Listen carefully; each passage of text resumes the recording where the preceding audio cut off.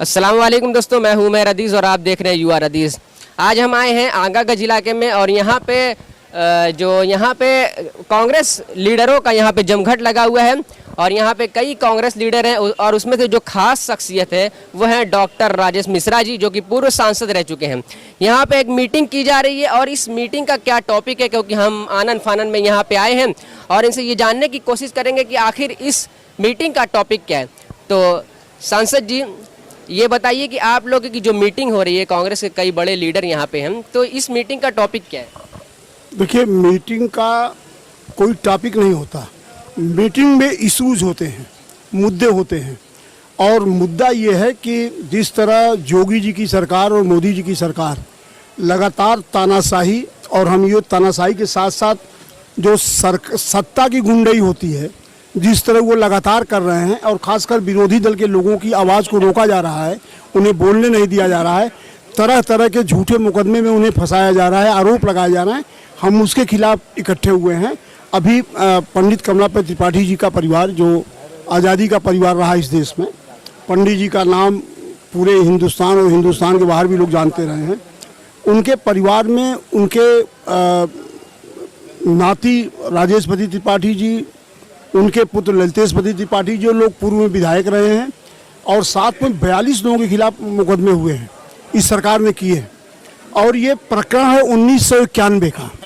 1991 का प्रकरण है और मुकदमा हो रहा है 2021 में, 70 साल बाद।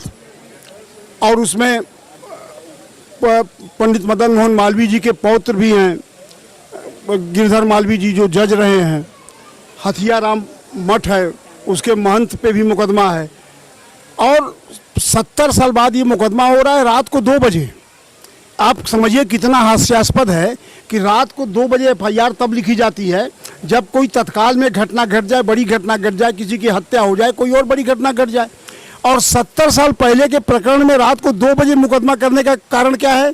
इसका मतलब कि लखनऊ से कहा गया कि इस परिवार के ऊपर मुकदमा करो, इन्हें दबाव बनाओ, प्रेशर बनाओ, और राजनीति में ये चुनाव आ रहा है, किसी न किसी तरह ये भाजपा में आवे, नहीं तो उन्हें अरेस्ट कराओ।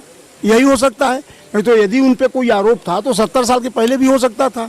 बीजेपी की भी सरकार रही 15-20 साल, सपा की भी रही, कांग्रेस की भी रही, भाजपा की भी रही, सबने इंक्वायरी कराई, तो आज तक उस इंक्वायरी के बाद FIR क्यों नहीं हुआ? और ये एकाएक रात को 2 बजे कैसे स्वप्न आ गया कि FIR कर दिया जाए? तो ये एक बहुत बड़ा विषय है। मतलब लोकतंत्र की ये हम इसको हत्या नहीं कहेंगे, बल्कि ये लोकतंत्र खत्म करने की कोशिश हो रही है। आरोप क्या लगाए जा रहे हैं उनके? आरोप लगाया जा रहा है कि इन्होंने जबरदस्ती जमीन ली है, यही आरोप है। तो ये तो न्यायपालिका का विषय है, न्यायपालिका में मुकदमे हैं, लोग देख लें, हम लोगों से कोई मतलब नहीं। लेकिन यदि वो गलत हैं, यदि कोई बात थी, तो आखिर ये 51 से लेके और 21 के बीच में ये FIR क्यों नहीं हुआ?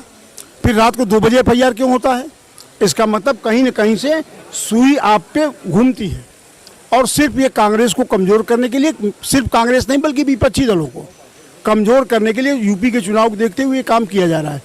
हम इसे किसी कीमत पर नहीं बर्दाश्त करेंगे। हम कांग्रेस के लोग किसी भी कीमत पर नहीं बर्दाश्त करेंगे। आजम खां साहब पे मुकदमा हुआ, मुलायम सिंह जी बोले नहीं, वो बेचारे आज तक जेल में हैं, उनकी पत्नी जेल में है, उनके बच्चे, लड़का उनका जेल में है, वो बीमार हो गए शारीरिक रूप से। इतने, पत्नी तो शायद छूट गई, छुट्टी होंगी, मतलब जेल में वो भी थी, अब छुट्टी होंगी। और आजम साहब इतने बीमार हैं कि अक्सर आता है कि बहुत सीरियस है, वेंटिलेटर लगा हुआ है, और अखिलेश यादव ने कभी बोला तक नहीं। तो हम सारे इश्यूज़ को लेके हम आंदोलन करेंगे और हम लोगों ने अभी 12 तारीख को काला दिवस मनाने की अपील किया है कि काला दिवस मनाया जाए। उसके बाद हम आंदोलन की 12 के बाद रणनीति बनाएंगे।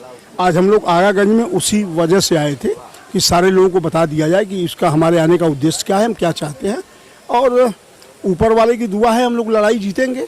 जैसे वो कोरोना से टीका लगा के जीत रहे हैं, वो ये लड़ाई नहीं है।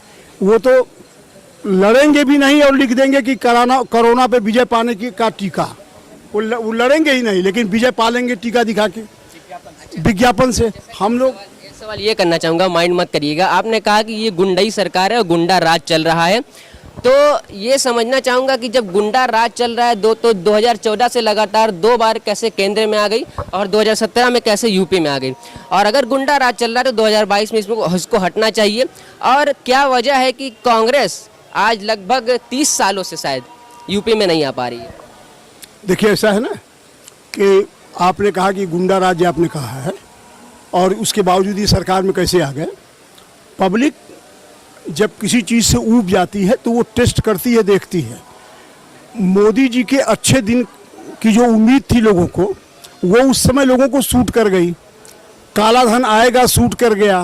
15 लाख रुपया मिलेगा, सूट कर गया। सबको कारोबार मिलेगा, सूट कर गया। सबको नौकरी मिलेगी, सूट कर गया।